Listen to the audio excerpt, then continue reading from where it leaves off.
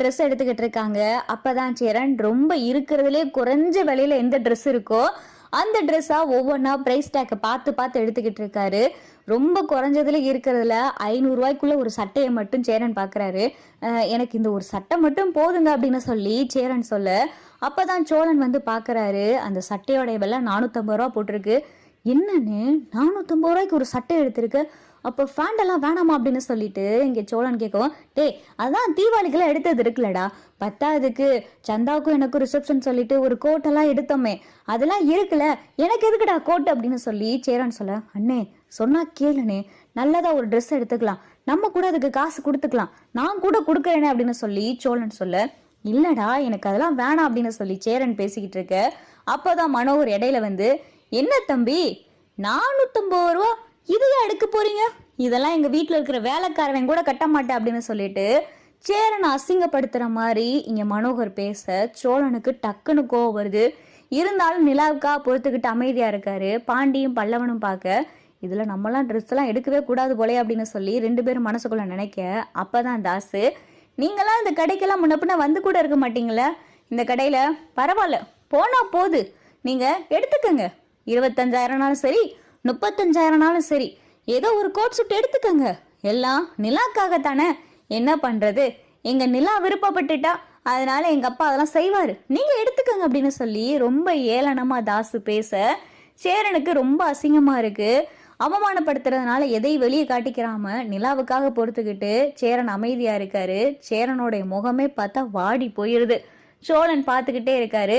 டே பல்லவா நீ ட்ரெஸ் எடுறா, டே பாண்டி இருறா பாண்டி, நம்மளே பில்லு கொடுத்துக்கலாம் அப்படின்னு சொல்லி சோழன் சொல்ல, என்ன மாப்பிள்ள என்ன இப்படி சொல்லிட்டீங்க, இது என்ன நம்ம பில்லு கொடுத்துக்கலான்னு, நான் கொடுத்துக்கிறேன் மாப்பிள்ள, நீங்க ஒத்த பைசா செலவு பண்ணக்கூடாது அப்படின்னு சொல்லி மனோகர் சொல்ல, அப்பதான் தாசு, அப்பா நீங்க வேற, அவங்ககிட்ட கொடுக்கறதுக்கு என்ன இருக்கு, என்னமோ அப்படியே கொடுத்து கிழிக்க போற மாதிரி நான் கொடுத்துக்கிறேன்றாங்க, எங்க ஆளுக்கு 20,000 30,000 எடுக்க சொல்லி மொத்த பில்லு 1.5 லட்சம் ரூபா வரும், எங்க கொடுக்க சொல்லுங்க பார்க்கலாம் அப்படின்னு சொல்லிட்டு தாசு சொல்ல, சோழனுக்கு பார்த்தா பயங்கரமான கோவருது.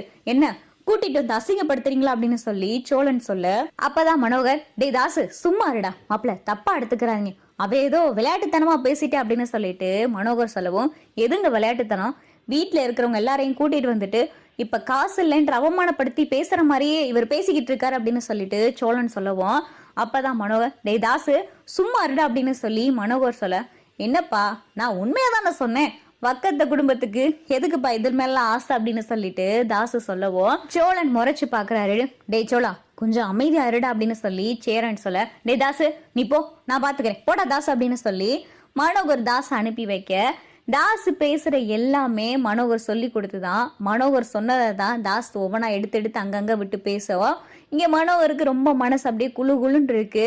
நீங்க எடுங்க அவன் கிடக்குறான் அப்படின்னு சொல்லி மனோகர் சொல்லிட்டு போக, அப்பதான் சேரன், டே சோழா நீ உனக்கு மட்டும் எடுத்துக்கடா, எங்க யாருக்கும் எதுவும் வேணாம், நாங்க வேணா கிளம்புறோமா, நீ வேணா எடுத்துட்டு வரியா அப்படின்னு சொல்லிட்டு சேரன் சொல்லவும், என்னன்னு இப்படி பேசிக்கிட்டு இருக்க அப்படின்னு சொல்லி சோழன் சொல்லவும், இல்லடா எதுக்கு எங்களால உனக்கும் உன் மாமனார் குடும்பத்துக்கும் பிரச்சனை அப்படின்னு சொல்லிட்டு சேரன் சொல்லவும், அவனை கிடைக்கிறானே அவன் ஒரு லூசு பையன், ஏதோ மனசுக்குள்ள வச்சுக்கிட்டு தான் பண்ணிக்கிட்டு இருக்கா, எல்லாம் ஏற்கனவே இந்த ரிசப்ஷன் வேணான்னு தான் சொல்லிக்கிட்டு இருக்கா, அதுவும் இங்க நடந்ததெல்லாம் அவ பார்த்தான்னு வையேன், இந்த ரிசப்ஷன் ஒண்ணு வேணான்னு சொல்லிட்டு விறுவிறுன்னு வீட்டுக்கு நடந்துருவா அப்படின்னு சொல்லி சோழன் சொல்லவும், டே வேணாண்டா பாவண்டா அந்த பொண்ணுக்கெல்லாம் எதுவும் தெரிய வேணாம் அப்படின்னு சொல்லி சேரன் சமாதானப்படுத்த, சரின்னு சும்மா ஏதாவது ஒண்ணு உங்களுக்கு பிடிக்குதோ பிடிக்கலையோ நீங்க சரி நீலாம் எடுக்க மாட்டீங்க நானே எடுக்கிறேன் அப்படின்னு சொல்லிட்டு சோழன் இங்க பாண்டி பல்லவன் சேரன் அப்புறம் நடேசன் எல்லாத்துக்கும் சேர்த்து பார்த்தா ஆளுக்கு ஒரு கோட்டு, எல்லாரும் ஒரே கலர்ல போற மாதிரி ஒரு கோட் எடுத்துடுறாரு. இங்க பாருன்னு இதெல்லாம் எடுத்துட்டேன், நான் எனக்கு ஒன்று எடுத்திருக்கேன், அவங்க கூப்பிட்டாங்க நான் தான் காசு கொடுக்க போறேன்னு சொன்னாங்க, ட்ரெஸ் எடுக்க சொன்னாங்க, நான் எடுத்துட்டேன், அதுக்கப்புறம் வர்றத நம்ம பாத்துக்கலாம், வாங்க எல்லாரும் போலாம். நிலா இங்க சேலையெல்லாம் பார்த்துக்கிட்டு இருக்காங்க. எந்த சேலையுமே பார்த்தா நிலாவுக்கு பிடிக்கவே இல்லை, ஒரே குழப்பமா இருக்கு, எது எடுக்கிறதுனே தெரியலையே.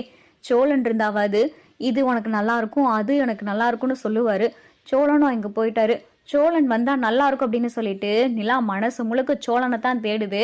கரெக்டா சோழனும் வராரு. என்ன சோழன் ட்ரெஸ் எடுத்துட்டீங்களா அப்படின்னு சொல்லிட்டு நிலா கேட்கவும், எடுத்துட்டேன் நிலா அப்படின்னு சொல்லி சோழன் சொல்ல, சோழனுடைய முகமே ஒரு மாதிரியா இருக்கு. இதை நிலா கவனிச்சுறாங்க. என்ன சோழன் ஏன் உங்க முகம் ஒரு மாதிரியா இருக்கு அப்படின்னு சொல்லிட்டு நிலா கேட்க, ஐயோ அப்படியெல்லாம் ஒண்ணும் இல்லை நிலா, நீ சாரி எடுத்துட்டியா அப்படின்னு சொல்லி சோழன் கேட்க, ம் ஆனா எனக்கு எது எடுக்கிறதுனே தெரியலையே அப்படின்னு சொல்லிட்டு நிலா சொல்ல, அப்பதான் தேனு, ஏய் நிலா, இந்த பிங்க் கலர் நல்லா இருக்குடி, உனக்கு சூப்பரா இருக்கும், அதுவும் பட்டு ஜரி வச்சிருக்கு, இதைத்தான் நீ எடுக்கிற அப்படின்னு சொல்லி இங்க தேனு சொல்ல, மதி ஒரு பக்கம், நிலா இந்த கலர் உண்மையிலேயே உனக்கு நல்லா இருக்கும், இந்த சாரியை நீ எடுத்துக்க அப்படின்னு சொல்லி மதி ஒரு பக்கம் சொல்ல, அப்பதான் சோழன், இந்த கலர் நிலாவுக்கு பிடிக்கவே பிடிக்காது, நீங்க வச்சிருக்கிற பிங்க் கலர் ரொம்ப டார்க்கா இருக்கு, இது நிலாவுக்கு அந்த அளவுக்கு நல்லாவே இருக்காது, நிலா இரு நான் எடுக்கிறேன் அப்படின்னு சொல்லிட்டு சோழன் வந்து ஒரு சாரி எடுக்கிறாரு. அது நிலாவுக்கு பார்த்ததுமே பிடிச்சு போகுது. சோழன் இதைத்தான் நான் நினைச்சுக்கிட்டு இருந்தேன், நல்லா இருக்கு சோழன் அப்படின்னு சொல்லி நிலா சொல்ல, தேனுக்கு பார்த்தா ரொம்ப அசிங்கமா போயிருது. பெத்த தாய் நான் சொல்றேன் இந்த சேலை நல்லா இருக்குன்னு, ஆனா அவ சொல்றத உனக்கு பிடிச்சிருக்கல அப்படின்னு சொல்லிட்டு தேனுக்கு நிலா மேல பயங்கரமா கோவருது. ஏய் நிலா, நான் தான் சொல்றேன்ல இது பட்டு ஜரி வச்சது, கல்யாணத்துக்கு இந்த மாதிரி தான் எடுக்கணும், இது நல்லா இருக்கு, அப்புறம் இது 1,00,000 ரூபாய், இந்த சாரி உனக்கு நல்லா இருக்குன்ற, இதெல்லாம் விட்டுட்டு அந்த சேலையை போய் எடுக்கிற, அது அவ்வளவா நல்லாவே இல்லடி அப்படின்னு சொல்லி தேனு சொல்ல, மா இதுதான் எனக்கு பிடிச்சிருக்கு, எனக்கு பிடிச்ச சிலையை வாங்கி கொடுக்க வந்தீங்களா இல்ல காஸ்ட்லியான புடவை எடுக்கணும் வந்தீங்களா, காஸ்ட்லி புடவை எடுக்கணும் நான் ஏமா வரணும் அப்படின்னு சொல்லி நிலா கேட்க, தேனாலையும் பார்த்தா எதுவுமே பேச முடியல. அப்பதான் மனோகர் வந்து, தேனு தேனு விடு தேனு, நிலாக்கு எது பிடிச்சிருக்கோ அதையே எடுத்துக்கிறட்டும் அப்படின்னு சொல்லி மனோகர் சொல்ல, சோழன் எடுத்த சாரியை தான் நிலாவும் பிடிச்சிருக்குன்னு சொல்றாங்க. பில்லு போற இடத்துல வரையில சோழன் அமௌண்ட் பார்த்தா 2,50,000 ரூபாய் கிட்ட வருது, நிலாவுக்கு பார்த்தா 1,00,000 ரூபாயில சேல் எடுத்திருக்காங்க. நிலாவுக்கு 1,00,000 ரூபாயில சேல் எடுத்திருக்காங்க.